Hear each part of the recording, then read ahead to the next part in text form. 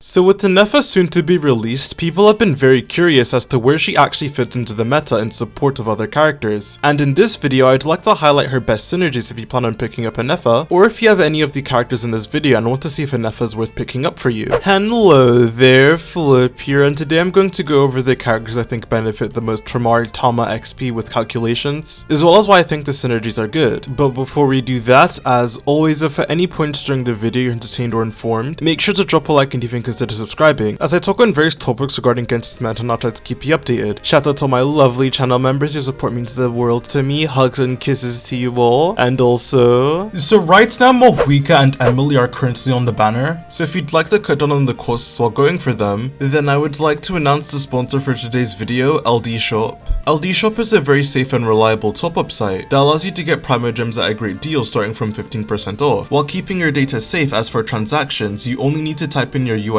and region, as you can see me doing here. Just needed to quickly refresh my welkin, and as you can see, it's here. And make sure to use my link, as that way you'll receive an extra 15% off coupon, as well as a 5% off coupon which can save you up to $50. LD Shop goes through official channels as well, meaning that you won't lose any of the in-game benefits like first time top-up bonuses, so no need to worry. And additionally, because LD Shop is so great, users who spend over $80 will receive a VIP membership which rewards you with free welcome moons. So head over to ldshop.gg using my link in the description below. What are you waiting for? Thanks to LD Shop for sponsoring this video, now back to it. So first, I do just want to give somewhat of an overview with Ineffa, just to briefly explain her kit. She's an electro turret based damage dealer very similar to Fischl. She's able to generate a shield with her skill, and her burst is just some damage that also refreshes her turret. The important thing regarding Ineffa is that she 1 enables a special electro charge called Lunar Charge that takes the EM and crit of all your characters who applied Electro and Hydro onto an enemy for the final reaction damage every 2 seconds. Then for passive talent, she's able to do direct Lunar Charge damage, which is stronger than base Lunar Charge. It's hard to explain, and this passive ends up being like 70% of her damage. Keep in mind, in the damage formula for Ineffa's A1, she doesn't scale with damage bonus at all, so attack buffs are more impactful for her as well as EM buffs. Speaking of elemental mastery buffs, that is what she does based on her attack with her Ascension 4, and that is honestly all there is to her kit. It's quite simple if I'm being honest. Now, to give a semi-guide on Ineffa, there are some things I want to talk about. Regarding weapon options, Ineffa does have a pretty bad energy economy, being turret based and generating half the particles of the GOAT, Fischl. But please, for the love of God, do not put her on a Favonius weapon. From my own calculations and my friends' calculations over multiple rotations like with Emily, running an offensive weapon and bursting every other rotation with Ineffa is still just better than bursting every rotation with her on a Favonius weapon. Yes, you will lose the elemental mastery buff on the second rotation since you can't burst, but at the same time, Ineffa does a ton of damage, and the EM buff does end up being stronger on the rotations where you are using the burst. So even if it's at half the uptime, it's still pretty good. Also, for certain damage breakpoints, there are cases where you may not need a second rotation because you do so much in your first. So for all those reasons, please just use a good damaging weapon. For free-to-plays, that will be Missive Wind Spear or I guess Ketane, and if you buy the Battle Pass then get Ballad of the Fords, it's her best 4-star by far, and even competitive with other 5-stars at R5, with Deathmatch being a decent bit far behind. Crit weapons do a lot for Ineffa due to the fact that Lunar Charge scales off of crit, so yeah.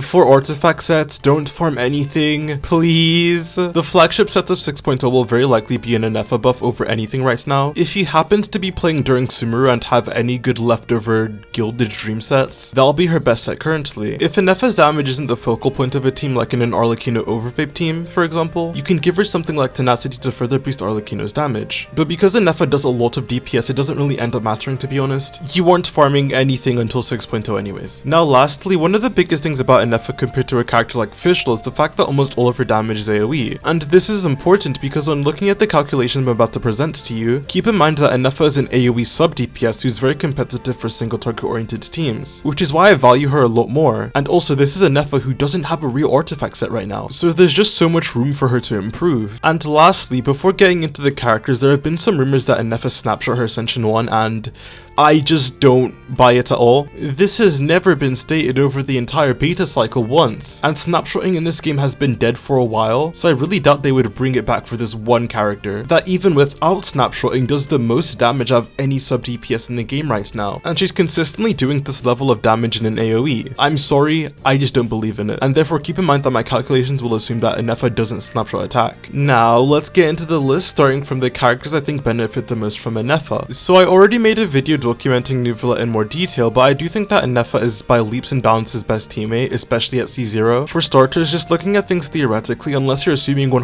uptime on Cryo Resonance, Ineffa is both his best team in single target, while not losing any of Neuvillette's AoE upsides, making it both his theoretical strongest team across the board. Ineffa is also a shield bot, literally, which is nice defensive utility and aids with his biggest quote-unquote issue at C0, which being staggered. So besides sacrificing some of Neuvillette's personal damage, which can suck if you have like a C2 R1 Neuvillette and beyond, I don't really see a reason to not pick up Ineffa for your Neuvillette, especially considering the next Stygian is also kind of an electro charge check, and Ineffa will be the most comfortable matchup into this. In my calculations, I've been using Kazuha, and some people have been asking me about using Shilonen over him, and if Shilonen is better, but not really in this case. Due to double swirls, Kazuha does have a non-negligible amount of damage, and his slightly stronger rush shred, since Ineffa doesn't benefit from damage bonus, makes him better at buffing her damage. Kazuha with his constant absorbed hits is also able to contribute to the team's lunar charge damage, which after the changes to lunar charge increasing its EM scaling, Kazuha's contribution even when divided is still better than Shilonen's nothing, which is why overall he just ends up being better.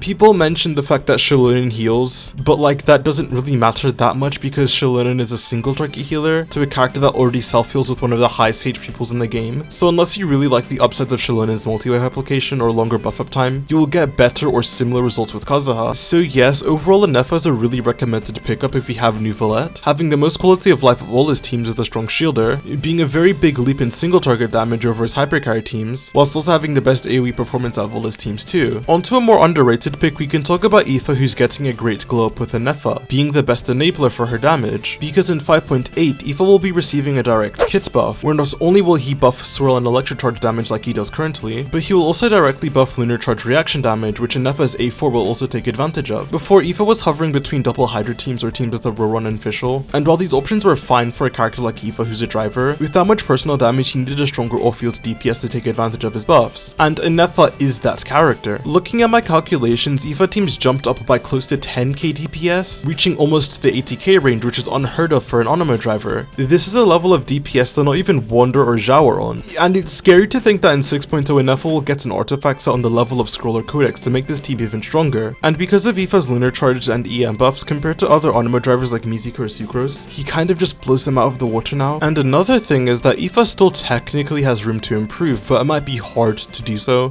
For starters, sadly the Yaoi may be broken up because Auroron isn't technically doing all that much on the team. As I stated before, like 70 to 80% of Ineffa's damage just doesn't care about damage bonus, and Auroron's main value in taser teams is the scroll set buff, which Aoife and Ineffa aren't really taking advantage of. And YELAN's damage is not that important on this team either, as you'd rather have Noblesse to further buff Ineffa's damage than YELAN's own. But wait, the Yaoi might still stay strong for a little longer, just because to get a good amount of uptime on Aoife C2 and the rescue essential points, only Auroron can really do that, which is nice, and keeps him relevant even if he technically isn't that optimal. The biggest upgrade to this team may be a Hydra Nordcry unit that can do more personal damage than YELAN and buff or amp better in some way, because if you get something like that, then Aoife unironically may become one of the best on-field units in the game via enabling lunar charge like this. So if you are an Aoife main, I'd be putting your stalks in Ineffa. She makes him so much better as well as having so much future potential. Sorry for the tangent, but if you've gotten this far into the video and you haven't subscribed or liked, what are you doing? You clearly like the sound of my voice enough to stick around, and any shares of my videos and calculations would be appreciated. Also, big news, I am having a YELAN skin giveaway over in my Discord server. There'll be 3 winners, so make sure to join and go to the announcement channel via the link below. And also, sorry, one more note, but I've been posting all my calculations as I make them on Twitter, as well as taking recommendations, which is even how I made this Aoife calculation in the first place. So if you'd like to see my calculations early, then make sure to go to my Twitter. I have tons of them posted there, some of which don't even make it into videos, like this post on a C3 Raiden versus Varessa, which I have no real reason to include in this video, and if I wasn't asking you guys to go follow, you wouldn't have seen it, shaking my head. So make sure to also follow me on Twitter, and now back to the video. Now moving on from characters who are getting a significant DPS boost, I want to now talk about characters to where Ineffa is a side grade on par with their best teams, and why I think it's valuable for them, starting with Arlecchino. So to explain why Ineffa and Arlecchino can work together, I first need to explain an ancient relic dusting off the old overvape teams. So if you're unaware, when you have electro charge on an enemy, this will cause them to both have a Hydro and Electro aura, which also means that you'll be able to trigger 2 simultaneous reactions off of one elemental application. And when you add Pyro onto an enemy with an Electro and Hydro aura, you'll both vaporize and overload the same hit, adding consistent transformative reactions alongside vaporized hits. And before we had Farina, this was technically like the best way to play Pyro characters in single target, funnily enough, with my GOAT Fischl. But with better vape and melt options, this team archetype has kind of fallen off, and would need a really strong Electro character to revive it. I'm talking about Ineffa, by the way. Not only does Ineffa just have really high personal damage, but she's also able able to add an elemental monster debuff to this team from her burst. And using Arlecchino as a simulation, this team is comparable to her melt teams. Again, mind you, this is before Ineffa really has an artifact set, and I think it's quite big that this team is comparable to melt teams, if not going to be better, while allowing you to realistically run a Neuvillette melt team on the other side if you have her. Overweight being this strong should also be the same case for other Pyro characters too, besides Arlecchino obviously. I'm just too lazy to calculate to confirm this, but the same trends usually apply to all Pyro DPS mostly. There isn't really anything much to say other than this, and Ineffa is just a really nice side grade for Arlecchino and other Pyro DPS, if you think this is valuable to you or not. The next character that gets a good side grade is Raiden, who,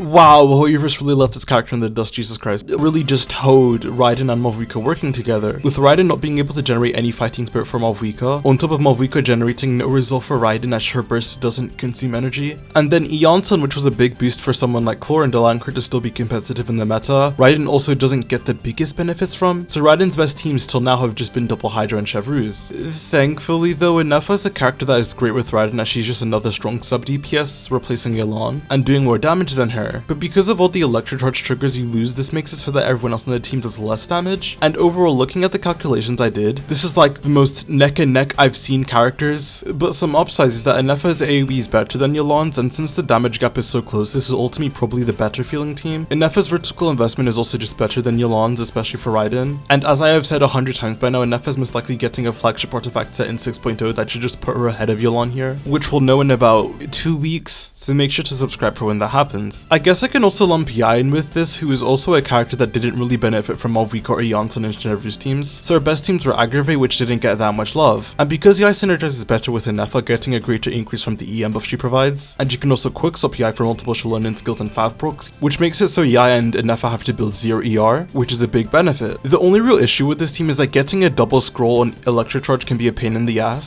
so I averaged Farina to both have a Hydra scroll proc and not have one, just for the sake of consistency. But this should just be Yi's best team over Aggravate now. And that will be all the characters I decided to calculate, as they are the ones I think I can ensure the most will get an increase. But there's also the Bloom archetype that is potentially getting an upgrade too. I just didn't want to calculate them because I'm honestly not sure how the auras will pan out in practice, and I didn't want to release anything unverified. So as for how Ineffa will work in Bloom teams and be useful, because when you have a Quicken or Dendro aura on an enemy, you can't necessarily do a double reaction and proc lunar charge through it every 2 seconds, but she technically doesn't need constant lunar charge procs to be good. Lunar charge is her second highest source of damage, but her A1 is the most important one, in which the thunderclouds last for 5 seconds or so theoretically, as long as you can eat through any Dendro or Quicken aura every 5 seconds, you can get 100% uptime on Ineffa's A1 for her to do a lot of damage. And she also doubles as defensive utility with her shield, and is also capable of being a Hyperbloom trigger, while also giving a team-wide EM buff. So as long as you aren't playing double Dendro teams, Ineffa should just be the best Hyperbloom trigger in the game currently for double Hydra or double Dendro teams, assuming it works out as how we think it does, but that will require some in-game testing. This would make her best in slot for Nahida driving teams, free Alhaitham from Nahida for double Dendro or double Electro teams, and would also aid Cyno on Quick Bloom teams. So yeah, Ineffa is potentially amazing here. All in all, across the board, Ineffa just happens to be one of the better sub DPS in the game currently, with potential to get even stronger in the future, which is insane considering how good she is now. I really hope Ineffa doesn't end up being another Emily situation where they just release a niche DPS for her and then never touch her again, but considering the workings of her kit, she really seems like a character made to buff everyone that didn't really get anything in Natlin. But with that, I've yapped enough. Thank you guys so much for watching. If you enjoyed the video, make sure to like, subscribe, and comment your thoughts on Ineffa, as I love to hear it and respond to almost every single comment. Channel members, thank you so much for your support. It means the world to me. I truly do love you all, and I'll see you guys on the flip side. Peace.